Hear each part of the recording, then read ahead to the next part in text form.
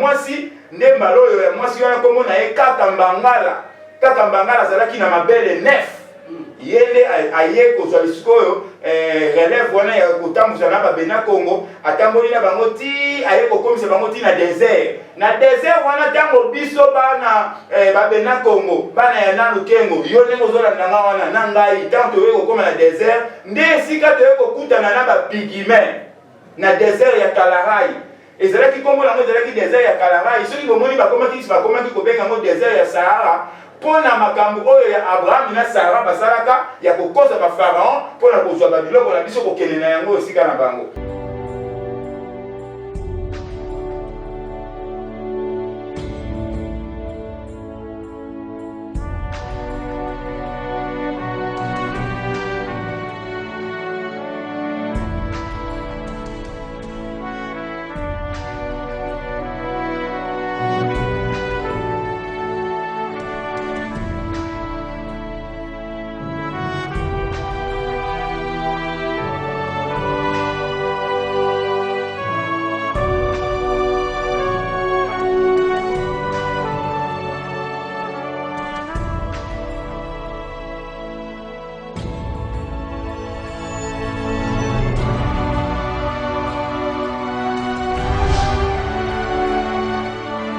Baneko tozali sous les moments kasi na ndenge tokutani na poko lelo na cadre magazine de biso Congo Racine de biete Congo Racine ezali magazine oyo tobetaka masolo ya bonzambe ni yango wana ngonga ibelemi oyo tolingi kobeta masolo ya bonzambe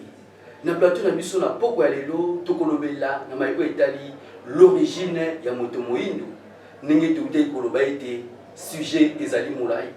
esengeli yong tozali kolanda na poko ya lelo oyeba outa wapi lolenge nino bimela eske yo vraiment ngayo nazali koloba liboso na bino na uta na Adam na Eve ou bien lolenge nini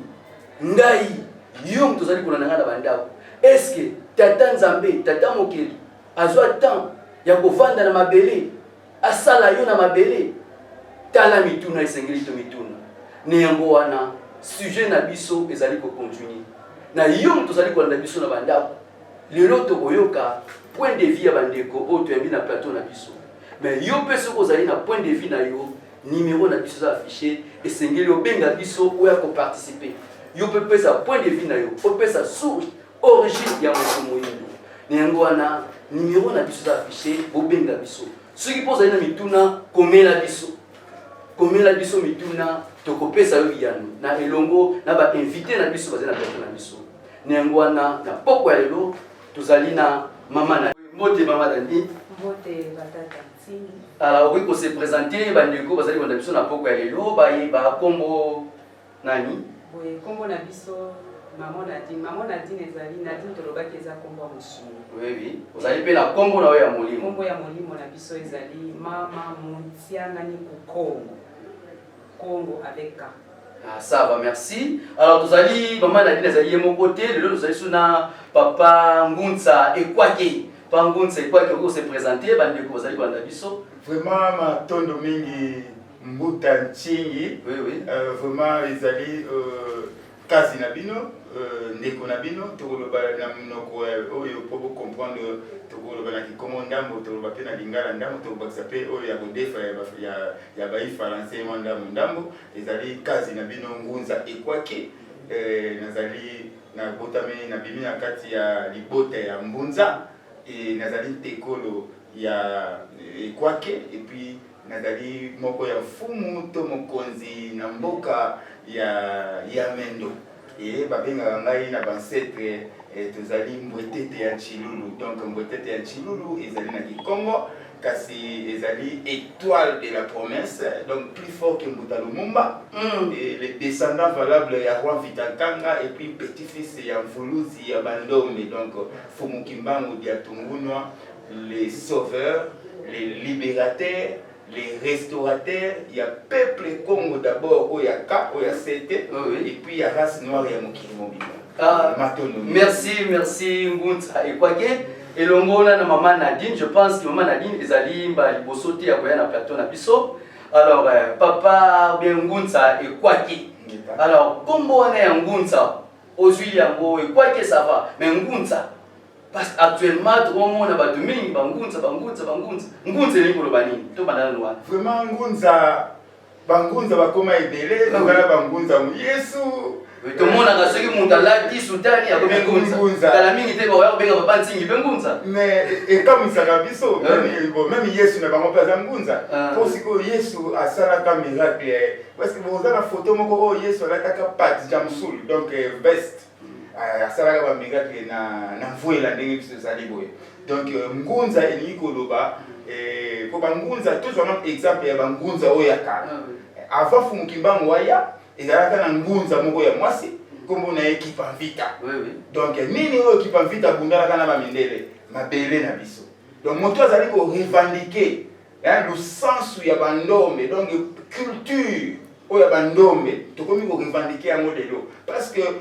mondela botola biso yango systématique alors moindo oyo aza ko bundela mabele na ye wana za ngunza donc moto nyonso oyo aye po abundela mabele na ye spiritualité tobenga oui bango wana bangunza oyo babundela mabele oyo mpe bakufa donc papa ekwaki lokola yo ekobundela mabele ozali ngunza donc mama nadini mpe azali ngunza tozali bangunza oyo ekobundela mabele na biso po mabele na biso oyo yango ekopermettre biso tofuta meme bachomere po mabele na biso etonda nkita bapaya balobi ke mabele na biso etonda kita mabele na biso ezali solution mondiale mais biso mabele etonda kita population na biso pauvre malheureux mais tobosana te ngunza azali mutu oyo ayaka na makambo ya sika makambo oyo bato bayebaki yango biso toye na makambo bato bayebaki papa ekwaki yo ye na makambo bato bayebaki vraiment na ye na makambo oyo bayebi te epuis bamonanga mpe te na bachaîne donc eza mpe rare ya komona ngai bamoni kaka moto moko abimi boye alati mpe kaka pembe boye na pembe oyo mpe eza makambo mpo sine oyo ya jaune oyo ezotalisa invention donc jusqu'à présent balicencie badocteur ya mboka oyo bakoki kosala meme pa bouton bakoki kosala meme pa aiguille donc biso mpe il faut to créer kaka na mabele na biso toza na mabele etonda kita mais tozokoka kocréer te yango biso toye vraiment na makanisi mpe na maloba mpe na ndwenga donc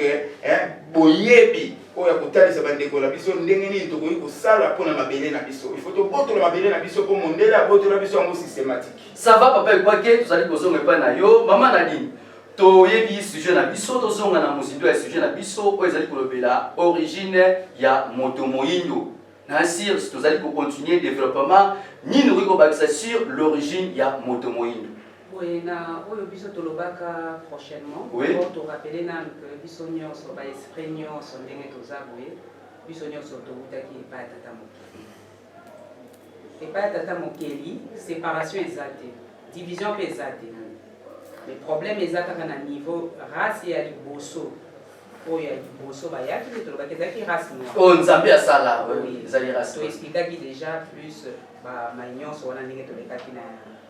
émission passée. Oui. Mais tolonga to bakisaka que hiérarchie ezali. Lolenge tata akelaki biloko ya mokili nyonso Oui. Tozomona mbisi se retrouver na mai. Oui. Nyama se retrouver na zamba. Tozomona banzete ezala ba fruit donc chaque nzete ezala fruit na yango. Donc ezala hiérarchie moko ye tata asalelaki na ndenge ya nature. Ezala lolenge moko pe na ndenge na biso ya loposo ezala hiérarchie ezali. Yango tolobaki race noire azali premier fils mwana ya liboso ya tata mokeli race tozoloba dia race jaune aza mwana mibale race jaune ce qui te remarqué bien bazalaka toujours pembeni ya race noire parce que kozala pembeni ya race noire na ndenge ya molimo tozobenga bango race jaune, hein? Donc race noire azali monument, ba voyant. Parce que bangunza moninge tozolo baki ba. Donc yona ngai tozali mingi ba yema mona kama oyo ekoya. Ba sakola kama kambo ekoya. Lolenge Fumukimbangu masakoli ma nyonso il fallait et déjà peut toujours vivre yango. Race jaune yaza plus sage. Aza plus sage. Allez, ba mosiko ba race jaune babengaka bango sadimam. La race rouge est un mélange. La race rouge bango baza plus trésorière. Ce que tu as dit bien, côté trésor, bango bazalaka makasi. Et bango baza proche pe na race noire. Babeni bango balundi membre. Race blanche azali la toute dernière. Mais lelo a comme aîné. Mais na molimo babengaka bango ba sadi membre. Donc ba ingénieur. Ya momu basala ba invention makabebele bele wana. Mais ya moto lobaki que invention bango basali yango na intelligence na sagesse ya moto moyindo.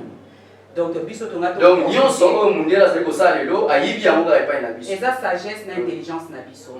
Parce que moni mutu mundi azalaki mayele makasi pe azalaki na bwanya mingi. Donc on va expliquer par là pour na koloba moni kati ya mutu toza na ba énergie ebele. Ce qui va lever que tata mokeli elamba liboso mvoye ya liboso ala taki ezalaki ya moyindo. Kasi azalaki na ba pouvoir, puissance, énergie, force ebele kati na ye. Donc on va totalisa lisusu nini na démonstration boye. Tolobaki soko zu mundele osangisi ye na mundele bakotikala jamais kobota moto moyindo. Mais soko zu moto moyindo osali ye ba mélange abimisa ba race ebele. Wana ezalaki kaka pour prouver que la race noire ezali race ya yambo oyo eyaki na mokili. Donc toza banzambe. Alors tokozonga epa na yo ngunza ekwake tolandi mama Nadine bokebi nyonso elobi ete bato oyo banzambe akela bato ya liboso bazali bato bayindo race noire. Donc yo na ngai na maloba wana yo koloba nini? Matondo mingi mbuta ntingi vraiment matondo mingi susu na bino bato kozolanda biso tozongi kaka na kati ya origine na biso origine ya moto moyindo auta wapi. Moto moyindo bino surtout kozolanda biso kuna boyebi kaka ke o moto biso bato boyindo touta na Adam et Ève yango nde kobunga. Tata mokeli azali kaka moko kasi tata mokeli yende apielaki bato kasi na bato wana soki botali na kati ya babuku na bino ya ba Romain o bayela bino Biblia bokomona kuna na Genèse 1 à 6 bakomeli bino balobi ke créons l'homme à notre image. Ok, créons l'homme à notre image wana boye tata mokeli azalaki ye moko te azalaki na ba force moko boye divine oyo ezalaki entouré na ye. Donc tant balobi ke créons l'homme à notre image et que tata Nzambe azali déjà na ba force divine moko oyo ye moko aza mokonzi na bango. Et bazalaki oyo bino bobengaka les 4 êtres vivants. Bazalaki ba être oyo bazalaki pembeni ya tata mokeli. Donc baza bato baleko exister pembeni ya les êtres wana babengaki bango ba ange superviseur. Na kibobino bokoki koloba les dieux des races. Oyo bazalaki entouré na tata mokeli. Et ezalaki na loposo moyindo, loposo jaune, na loposo pembe, na loposo rouge. Bango wana bazalaki les 4. Donc papa, il croit que les 4 êtres wana bazalaki représentés na ba race. Na ba race. Donc les anges superviseurs ya ba race. Alors ce qui te lobi to kende poto yeba sikoyo esika oyo biso bato boyindo to uta yango le photo talisa bino ndenge nini ba 4 êtres ongo bazali. Or que na loposo jaune kuna soko totali être na bango ya liboso wana oyo azalaki ange superviseur na bango kombo na ye Izwara. Allez, Izwara wana asalaki moto na ye ya liboso ya mobali oyo ya poso jaune wana babengaki ye Izanangi. Wana moto oyo abimi na loposo jaune. Oyo abimi na loposo jaune. Ya mobali okesani ya yo na ngai. Ya mwasi kombo na ye Izanami. Wana sikoyo na loposo jaune. Toye sikoyo na loposo pembe. Na loposo pembe être ange superviseur wana ya loposo pembe wana oyo bazalaki na les 4 êtres wana kombo na ye Yahweh. Oyo babengi Jéhovah. Yahweh nanu kombo na ye kaka Yahweh. Eza Jéhovah te. Jéhovah te. Ezali Yahweh. Donc Yahweh bino bato mosusu bobengelaka yango. Alors sikoyo Yahweh wana sikoyo là babaki créons l'homme à notre image ezalaki première personne du pluriel. Ye mpe na lolenge na ye akreaki moto na ye ya liboso Adam ya mobali. Ya mwasi Eva. Oyo bazali kotangisa biso na moya lelo ke biso nyonso touta na Adam na jamais. Wana ezali loposo pembe. Est-ce que loposo pembe bakoki kobota loposo mwindo loposo pembe mibale mindele mibale ya loposo pembe bakoki kobota moto mwindo? Na ndimi te. bakoki kobota moto moyindo te c'est que bango baza na loposo na bango ya pembe siko toye na loposo rouge na loposo rouge kuna moto na bango ya liboso azali mais ange superviseur na bango wana kombo na ye ala donc tozwi na baloposo misato wana tomoni izwara na yawe na ala oyo bandeko na biso misilma basambela ala wana ya loposo rouge ebimaki na abraham na agar bango nde babimisa loposo rouge wana et ange superviseur na bango kombo na ye ala sikoyo toyebisi bino deja ke na bango nyonso misato bacouleur wana misato sikoyo ezaki couleur ya loposo moyindo sikoyo couleur ya poso moyindo mpe azali na moto na ye ya ebandeli yango wana nde débat na biso voilà sikoyo ange superviseur oyo akengelaka loposo na biso kombo na ye wamba wa mpungu tulendo dezo ye aye kosala moto na ye ya liboso kaka nzala mpanda papa ekwaki excuse wamba wa mpungu eza kisi te wamba wa mpungu donc wamba wa mpungu tulendo azali kombo ya ange superviseur ya race noire donc mokengeli ya loposo moyindo kombo na ye wamba wa mpungu et puis ye nde azali mokolo ya baetre wana nyonso baetre wana bazalaki pembeni ya tata mokeli ye mpe ntango balobaki créer l'homme à notre image ye moto ya liboso akreaki mutu yango moni bango mpe baloposo wana balobi ke l'Afrique est le berceau de l'humanité donc biso nde bayaya bakulutu bamere yango moni bamindele baye balobi j'ai trouvé l'os le plus ancien en Éthiopie précisément en Afrique donc c'est que balobi mokuwa oyo tomonaki na liboso oyo eleki bamikuwa nyonso na kimukolo tozwaki yango na Éthiopie na Afrika mais papa efoke balobi ete biso touta na Adam na Eve et Adam na Eve bazali bakoko na biso donc koloba mikuwa wana ezalaki ya Adam na Eve mikuwa wana ezalaki na badame na Eve yango sikoyo bango babimaki na Éthiopie babimaki na Éthiopie te alors yango wana ozomona ezali nde yango nde kobunga alors il faut tozongisa bandeko na biso bayindo na vraie histoire oyo ekokoma malobi na kati ya buku ya biso bayindo mpe na écriture ya biso bayindo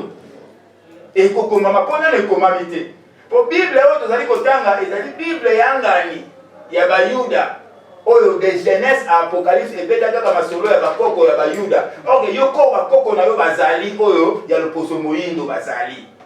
alors tongi sikoyo tokoma sikoyo na kati ya thème na biso origine ya loposo moyindo ya mwana sikoyo tolobi boye biso nde toza bamikolo moto moyindo ya liboso ye wana kombo na ye kaka zala mpande ya mobali ya mwasi kombo na ye kiteleki nambu kengelufuma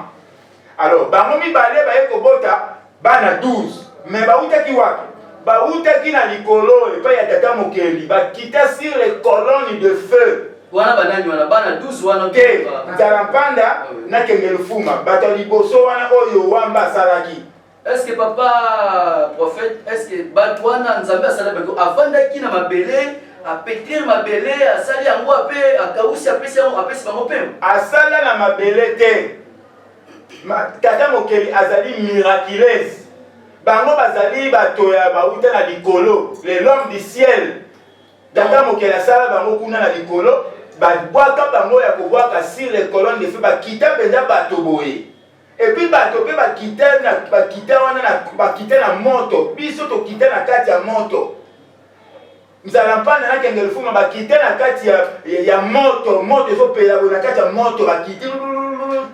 na mabele ya Éthiopie mais mundele ayebisaka yango yo moto moyindo mais yo moto moyindo moyo oyeba ndongo eza te mais mundele aza koexplike yo ndenge nini moto ya liboso wana akita na mabele oyo epe biso bato ya liboso tokita na mabele oyo nde motu moyindo mundele alobaka yango mpo kaka tozwi ta ya kopesa bino te totalisa bino ndenge nini mundele azoloba ye moko ke moto moyindo nde moto ya liboso akitaka na mabele oyo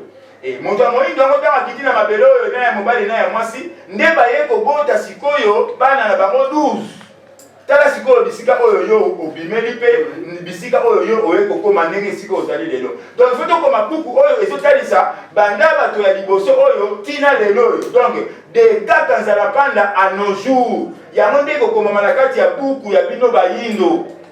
Pour na kati ya Biblia kuna makambo ya bino bayindo moyeza kuna eza kuna te. Mais makambo si tozoloba oyo yango ekokomama na kati na buku na bino. Pe buku na bino ekokomama na écriture oyo ya alphabet français te.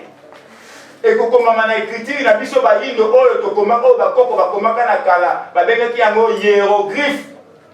Oyo ekomama kuna na kati ya Egypto. Ti lelo bamindele bamonaka écriture wana bayebi mpe tina nango te.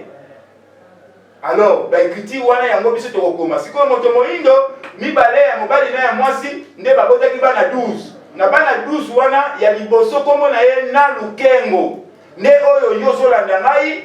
pe na ngai pe na biso tutu tovandi awa nde tobima na moto moyindo wana ya liboso. Et bana wana bakendaki kosala mboka na bango kuna na likolo na Nord Afrika babengaki yango Ekipata ngipiti lelo tozobenga yango Egypte. Et quand basali mboka na bango kuna na Egypto e bandeko ebele oyo monaki kolobaki ke balobaki civilisation égyptienne ezalaki mboka moko ezalaki force mondiale ndenge bomona Amerika lelo nde ezalaki biso na Afrika ame na Egypto. Et kuna nde toyambaki bapaya ebele toyambi bapaya ebele baye ko envahir mboka wana e mboka wana esumukaki pe mboka wana ekweyaki e tango ekweyi nde wamba wa mpungu aye kotelemisa force mosusu oyo tobengaki ne mwanda Congo mpona koya kolongola babana wana oyo ya premier être oyo bazalaki wana bana ya na lukengo kolongola bango wana mpe komema bango na mboka ya bilaka. Nde omonaki sikoyo bayaki kotelemisa prophète moko babengaki Mbemba Zulu alongoli bana wana babandi kokitela bango malembe batiki Nord Afrika babandi kokita komba ya na kati ya mabele na bango ya bilaka baleki nzela ya Tanganyika ti baye kobima na mboka moko babengaki yango Dizimba. Mboka wana Dizimba yango wana lelo tozobenga yango Zimbabwe. Et na kati ya Zimbabwe kuna bandeko na biso bakoko na biso basalaki kuna 5 siècles donc 500 ans. Et na kati ya kovanda kuna nde tomonaki Mbemba Zulu akufaki tomonaki prophète mususu ayaki kuna kombo na ye Isanusi. Yango na baye kovanda wana ti baye kotonga bamboka na bango kuna batongi bandako yango babengaki yango Lukongolo. Et bavandi titan bavandi prophète wana pe Isanusi aye kokufa et ne mwanda Congo aye kotelemisa prophète mususu ya mwasi nde mbaloyo ya mwasi wana kombo na ye Kaka Mbangala azalaki na mabele 9 yende aye kozwa lisikoyo relève wana ya kotambusa na babena Congo atamboli na bango ti aye kokomisa bango ti na désert wana tango biso bana babena Congo bana ya na lukengo yo ndenge ozolanda nga wana na ngai tango toye kokoma na désert nde esika toye kokutana na bapigime na désert ya Kalahari. Ezalaki kombo nango ezalaki désert ya Kalahari soki bomoni bakomaki kobenga yango désert ya Sahara pona makambo oyo ya Abraham na Sarah basalaka ya kokoza ba pharaon pona kozwa babiloko na biso kokende na yango esika na bango yango na moni bapesaka kombo ya désert ya Sahara po ekima biso te na mutu mais kombo ya désert wana ezalaka nde désert ya Kalahari esika oyo biso bakoko na biso bakutanaka na ba pigme nde place wana bayaki kobota bana ngo oyo biso tokotaki na ba pigme babengaki bango balebahele. Et langue wana oyo balobaka wana ti lelo so okena province orientale kuna na Ituri langue wana ti lelo ezolobama mpe na sud de Tanzanie mpe na sud de Uganda langue wana ezolobaka ti lelo. Et tolongo wana nde toyeti tovandi na kati ya désert ya Kalahari et ne mwana Congo sikoyo efale apesa biso sikoyo mabele na biso ya bilaka mabele yango ya bilaka et mabele yango ya bilaka yango wana nde Royaume Congo ebandi na fleuve Nili ti na océan. Et ce total bien Royaume Congo ezali Congo Gabon, Congo Kinshasa, Congo Brazza na Congo Angola. Yango nde ezalaki mabele na biso mais ba Congo ngo bakataki yango mike ekomaki o Burundi, o Rwanda, o Zambie bakataki yango mike. OK, esika wana ebandaki na fleuve Nil ti na océan nde yango esika bomoni ba force publique na biso ba soda oyo batieli bino soko ye na croisement na rond-point ya croisement Gambela na force bokomona ba soda moko batia wana na ba photo batia wana na rond-point wana ba soda wana bango nde babundaka na ba soda ya Allemand ya Hitler na fleuve Nil wana pona kowela mabele oyo pe biso force publique wana ba soda na biso balataka ba kilote ya mikuse na ba chapeau ya milai bango bazongisa ba soda ya Hitler na sima tozalaka na force ancestrale na biso ya 999 oyo kutu bamindele bakomprenda te. Alors papa et quoi que tu ressens pas na yo na bino nyonso vous allez qu'on a biso na poko ya lelo vous allez ko rappeler bien eti vous allez ko loba masolo na etali sujet na biso ya origine ya moto moyindo papa et quoi que vous allez maman Nadine vous allez ko pesa ba vie selon bango na yo pe vous allez ko na biso ce qui au moni eti mai o bango bazali ko lobezali yango te vous allez na vie contraire numéro na biso za affiché na poste téléviseur na bino benga biso ya ka pe émission. Et na moto nyonso pe kwa sengeli aza na posa ya kokota na groupe ya WhatsApp émission Congo Racine komela biso ka na numéro eza affiché wana tokotsa yo desika tokobeta masolo e bonzambe elongo. Alors tokozonga pa na mama Nadine lokuta oyo to éviter ce que ça lokuta pa mbati binobi moto moyindo auta na dame na FT. Alors lokuta oyo euti wapi? Kasi na boye ya mindele lors ya colonisation. Oui. Nyonso wana tolobi déjà que c'est lobami na déjà mais bani nde omoni mboka po bali so bali ba coloniser ba dominer n'est-ce pas bazwa ka temps ya préparatif na yango siko po ba longa ngo facilement il fallait ba kene na cadre spirituel po omoni bonzambe na bino soki ba longi bino nyonso boko sale kozala nul et sans effet to lobata bongo kasi po siko bango fallait nous ba préparer yango basala ka bazao sala na bango conférence ba bloc ebele ba bandai ko sala ba bazwa ka temps ba bandia nous ko attaquer biso na bonzambe en tout cas bazwa ki temps yango boye na bango il a fallu que non ba imposer na nous Bible donc maman a dit Bible oyo lingo lobeza biso te ezali imposition ce qui te lobby c'est quoi ce que tu bien année ya Bible tala année yango si tu ba année wana ndenge ba teki même ce que tu selon Louis Segond ba teki 1800 ce qui 40 combien donc même quand tu regardes par rapport à la date si tu te ba que avant 1000 wana nyonso ezalé là qui est-ce que ba ko na biso ba ndeko sala la Bible parce que ezalé kaka ma ya puissance bonza donc nguyande ezalé ko sala kati na ngomba wana c'est l'homme blanc qui nous avait emmené la Bible. Donc c'est qui to boya Bible ya bien ndenge. Donc to boya te fallait ça les mabongo donc on moni nyonso yo sala mana mukili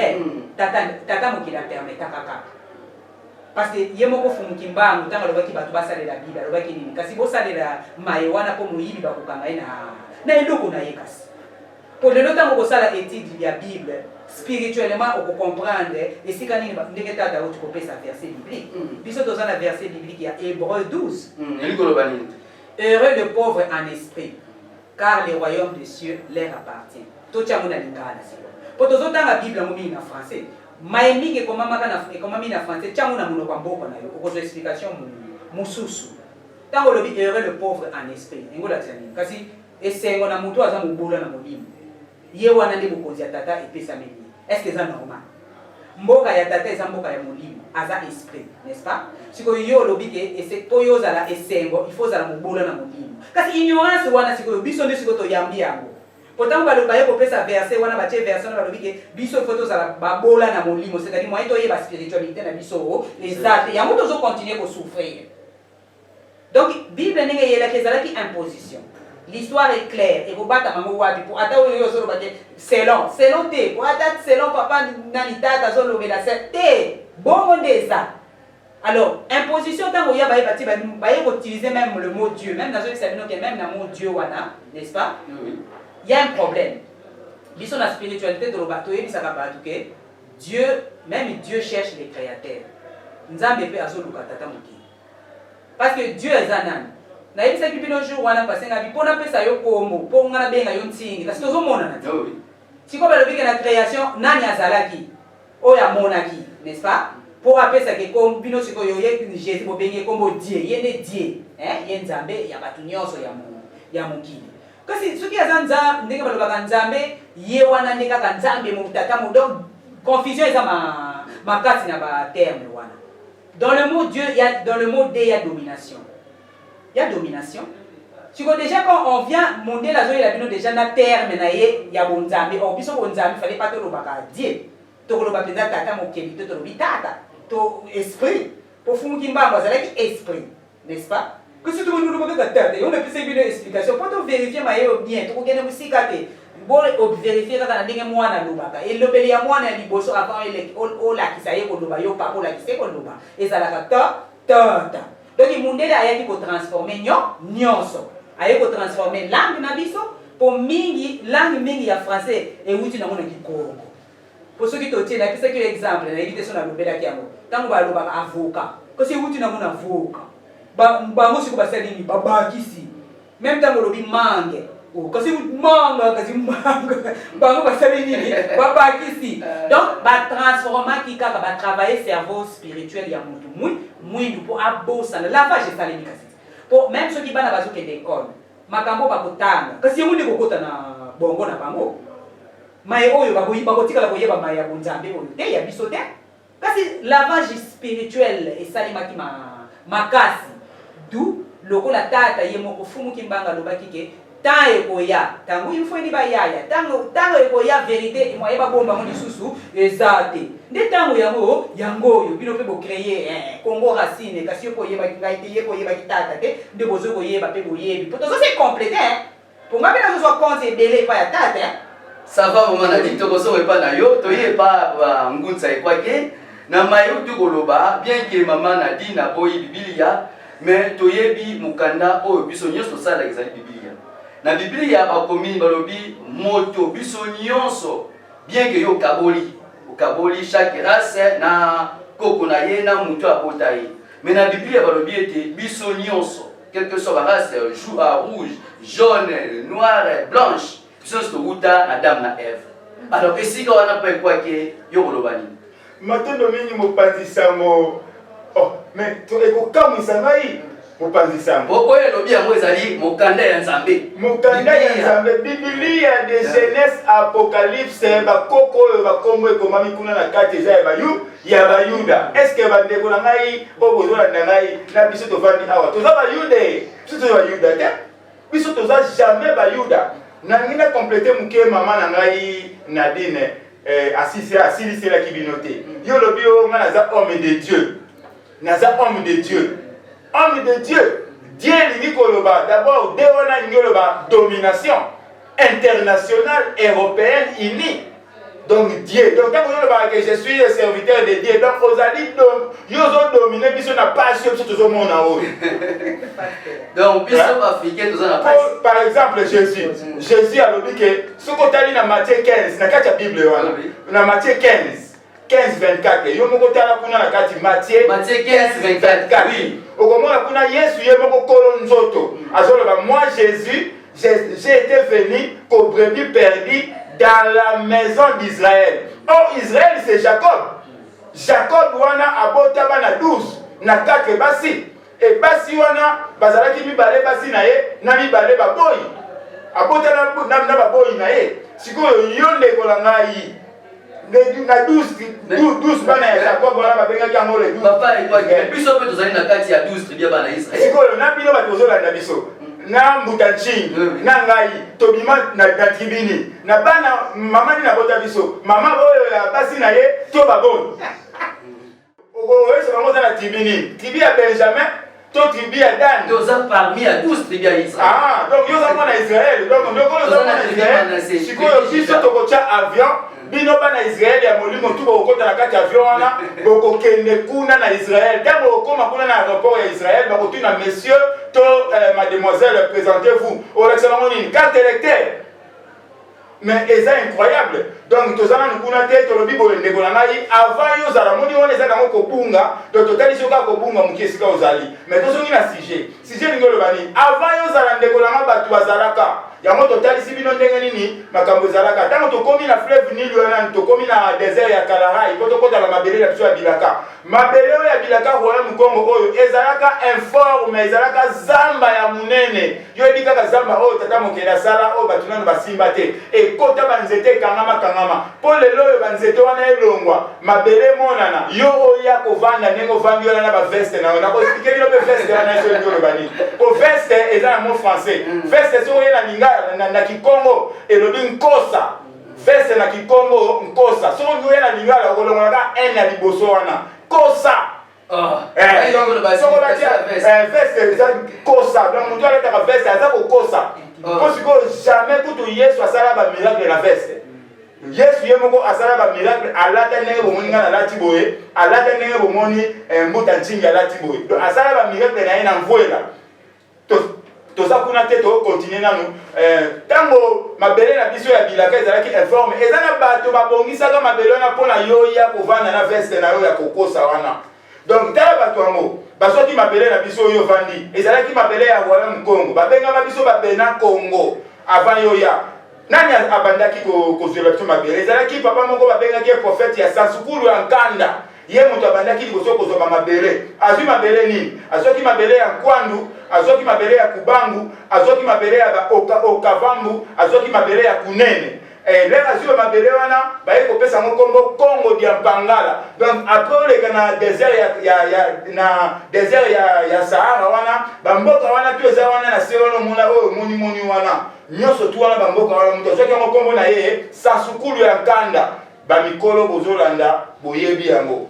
bosalaka ignorance te toyo okoma na année 424 au moins toza na année 2023 et bandaki kaka na 2023 te soki lelo toza na année 2023 c'est que 2000 mpe ezalaki soki tokomaki tozalaki na année 2000 c'est que 1500 mpe ezalaki soki tozalaki na année 1500 c'est que 1000 mpe ezalaki soki tokomaki na année 1000 mpe soki bake 600 mpe ezalaki alors awa tokomaki na année 424 toyaki komona na notre ère toyaki komona papa moko ayaki wana komona ye Kodipwanga et Kodipwanga ntango ayaki ayeki koreçu bamabele ya Nkwangu ayeki koreçu mabele ya Lwangu mpe mabele ya Kwilu na mabele ya Luluwa bayeki koconstruire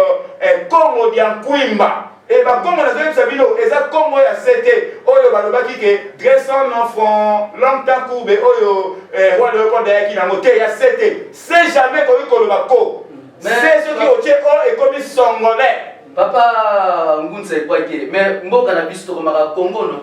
yes République démocratique du Congo oui Congo wana c'est avec mais kasi Congo wana ya se wana yango nde dressant enfant longtemps courbet muta agumba biso mitwango yo oyebi muta gumba wa mutu wana oyo yembaka dressant enfant longtemps courbet mais ezali roi Léopold dena ba descendant na ye yango biso touti na mboka kuna na mabido kuna toyokaki bino na kini awa bozoyebisa roi de Belge asenga bino pardon siko pardon ya nini mais pardon pour dressant enfant longtemps courbet ola gumba bino mutu atia bino se ya coke c'est plus haut c'est saut donc vous êtes des Congolais esengeli kolongola se wana kozongisa ka po yango te ebandaki roi le Belge ntango ayakaki ayaki kokuta biso na peuple Congo bana Congo babena Congo Kodipwanga azwi atambolaki na babena Congo azwi bamabele wana mabele oyo ovandeli wana avant yo ya bato bazalaka Kodipwanga azwi bamabele wana aye kosala Congo dia Nkwimba et azwi ezalaki centre Afrique nyonso tu na mopanzi oyo nyonso tu ozomona wana na kote ya este ye moto azwaki yango Kodipwanga et kaka le même Kodipwanga wana aye kozwa lisusu mabele wana aye kozwa lisusu mabele lisusu ya sud pe centre bamabele yango babengaki yango tribu de Balunda yango wana ayaki kotonga tu Congo du Katanga azwi na bakatanga wana nyonso tu na Zambie eza mabele na biso donc na bato baza na Zambie na yo boza bandeko donc baza baennemi na biso te même Rwanda c'est vrai Fumukimbango azali vuluzi sauveur ya bayindo nyonso ya mokili mobimba bongo bato baza na Rwanda kuna baza na couleur ni mais papa ekwaki mais bato baza konyokola biso bongo baza bandeko na biso mais baza konyokola bino mpona kozanga koyeba lelo oyo na Congo kozanga koyeba eza susu liwa ya ndambu te ekoma liwa ya mobimba ozokolia olati veste nde na biso kaka veste eza kosa ozotambola na mutuka oyo embouteillage etondo na mokili awa mais moyo oyeba na yo makambo eza te donc tokoma na liwa ya mobimba donc ozotambola ozolia mais oza ya kokufa donc oyebi te ke Rwanda ndeko na yo oyebi te Rwanda ndeko na yo mpo sikoyo Rwanda akomi ndeko na yo ndeni Rwanda mpona toza kaka na sauveur moko ya moto moyindo kombo na ye Fumukimbangu dia Tungunu division oyo ekuti wapi mais division ekuti na conférence diabolique de Berlin na 3e article ya charte de l'impérialiste oyo bamindele basalaki kuna na 1885 na 3e article balobaki devise na bango oyo babongisaki kuna baroi Léopold II na bato ya Vatican balobaki diviser pour mieux régner et yango wana badivisa biso yango nozomona ke division bon démocratie eyeli biso nini démocratie eyeli biso diviser pour mieux régner bandeko na ngai bozolanda ngai démocratie na Chiluba démocratie na Swahili démocratie na Kikongo démocratie na Lingala ozomona te ke mon démocratie même na ndinga ya nge ya bwala nge eza baya ouvert donc papa ekwaki biso na barwande toza koko moko biso na barwande toza koko moko bana ya Nalu Kengo soki toza bana soki mais d'abord bandeko na ngai tiwe ngunza ekwaki mais c'est tuer le Congo. Donc ceux qui par exemple aussi pour masango oyo mais obomi lisusu Congo yo poko Congo na veloselo kuna sena kufi kuna pasi yo poko kufa kaka papa ba ngutsa ezana bato bazolo ba ete bayebi Congo malamu est-ce que makambo yo so bimisa ba vérité Congo bango bayebi malamu oyo kisana bato te ke biso na bango to uta na koko moko mais yango tozo la kisati Congo bango bazolo ba agression no front longtemps courbe yango te pour Congo ya biso ezali Congo oyo ya ka yango nde Congo na biso. Alors nazo continuer tant to komi sous na année 529 to mona ki prophète moko ya Dieu comme na ye tout idiatia ye akufate amatala likolo ya komata mapata efungwama akota pe mapata ekangama ye azoki mabeleni ye azoki mabele ya nzanza umba pe ayaki kozwa mabele ya plateau de Quin plateau bateke plateau bateke baye kotonga Congo dia Luangu donc ozwi Gabon ozwi Congo Brazzaville ozwi na mopanzi ya biso wana ya Congo central tina Angola tout yango babengaki yango Congo dia Luangu. Alors na toye kokoma sikoyo na côté prophète ya suka oyo ayaki kozwa mabele prophète asuka wana komo na eni ya lukeni na année 690 et bayaki kozwa mabele ya kwanza et mabele ya kwanza wana ezalaki Angola pe na Sud Africa mobimba Sud Africa wana na kati kuna bomonaki bapanzi ba Swaziland ba Lesotho wana mundele nda sali bongo ezalaki kaka nyonso tu wana ezalaki mabele ya kwa mabele ya kwanza ayebaki kotonga nde Congo dia Ntotila ezingi koloba mabele oyo esimbi kibonzambe ya race noire. Et mutu ayaki kotonga ngo ezalaki prophète oyo ya suka babengaki susu prophète te akomaki ntinu nimi ya lukeni ye ayaki kotonga mbanza Congo batiki baroi bisika bakitaki malembe ti bayaki kokoma na Sud Africa kuna na kati ya mbanza Congo nde bayaki kotonga mabele ya Congo dia Ntotila bandeko mabele ya Congo dia Ntotila ngo ebandi kuna na kwa mutu bisika kozomona bitumba wana nde kuna esika mabele ya Congo dia Ntotila ebandi oyo esimbi evandisi kibonzambe ya race noire donc na kwa mutu na Ntwa na Maluku Kinshasa Kasangulu ti na Angola wana mobimba yango nde ezalaki mabele ya Congo dia Ntotila vraiment matondo mingi mopanzi. Merci bandeko balandi mingi ya koloba ezali mais boyebi ete télévision ezali ngonga. Alors maman Nadine na nyonso oyo toloba moto moyindo akosala ndenge nini mpo azongela ye authenticité. Boye tolobi boye koyeba origine ya moto moyindo c'est bon. Guerre na biso teza na guerre na ndenge. Ah oui. Toza na bana ba mote. Mais po basala ndenge nini nde yango tata fungima balobaki moto moyindo kaka te. Mais moto moyindo mutali bonso akozwa indépendance spirituelle. C'est-à-dire tata kimbangu lokola la kaka ki indépendance spirituelle iboya tokomi ngonga indépendance spirituelle nous devons devenir tous spirituels car chez l'esprit tout est permanent kati ya muntu tata azali esprit azakati na biso nyonso nde sikoyo il faut bolamuki wana elia elamuka muntu nyonso esprit na ifo elamuka ekoma en contact na corps physique et bon siko esprit nde ya kokamba nzoto nde ya koyebi biso vérité nyonso wana oza nango posa ponga mpo na yeba vérité ako natangi na ngango epai moko te kasi tozotuna kati na biso nde ezoyandola nyonso. Ça va mama tozongi epai na yo ngunza ekwake na tina oyo ya sujet ya motu ya totoloba na poko ya lelo nini okoloba na bandeko nyonso balandi biso po bazali bato bayindo lokola yo na ngai. Matondo mingi mopanzi sango bandeko na ngai tozali baposo moyindo na kati ya poso moyindo tozali na sauveur moko kombo na ye Fumu Kimbangu dia Tungunwa yende azali sauveur yende azali libérateur pe les restaurateurs ya peuple Congo pe ya race noire ya mokili mobimba yango alobaki avant akufa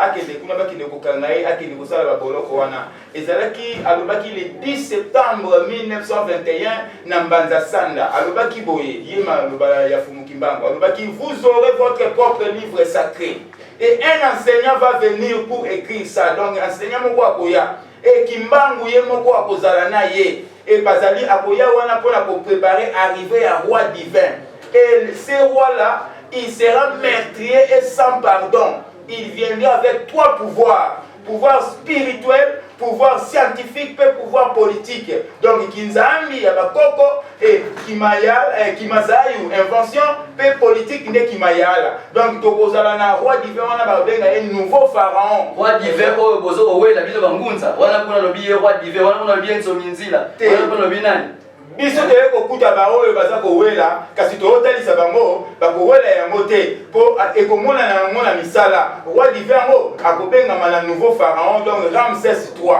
et enseignant wana na roi divin bango nde bakoya kosangisa babe na Congo bana Congo pe ba peuple Congo na kati ya Kintwadi. Merci papa Ngunze kwake opesi mbote pe banani vraiment na pesi mbote epai ya d'abord bana na ngai et bazwa mikuna na ozone na Grand Malik donc na kuna na balabala Luindula donc mwana na ngai Jaël mwana na ngai Alemba Farzana pe na bande konyo surtout bazana balabala Luindula et puis na pesi mbote na bangunza nyonso donc fumuki mbango atikela kibiso kaka Kintwadi et kaka na Kintwadi benu kenunga mais bino ko panzani merci numéro de téléphone peut-être que vous avez pour ça benga yo apprécier vraiment matondo mingi numéro de téléphone na ngai ezali 085 860 52 39 donc 085 860 52 39 vraiment c'est au bengi vraiment ozui ngai moko mbotete ya chilu le plus fort. Merci maman Nadine opesi mbote pe banani na pesi mbote na batata na ba mama nyonso akabudia zola na bana na nyonso ya molimo na ba malade nyonso yo bazana charge na biso na pesi mbote na libota na bamubimba na pesi mbote pe na bangunza nyonso ya mokili mobimba. Merci numéro de téléphone to boss na pete maman Nadine à te thérapie de manière spirituelle 082 186 59 93 082 186 59 93 tokozwa charge ya bampagne na bino nyonso po tata alobi mutu moko tako yengebele na masumu na ye bamaladi nyonso kati na nzoto.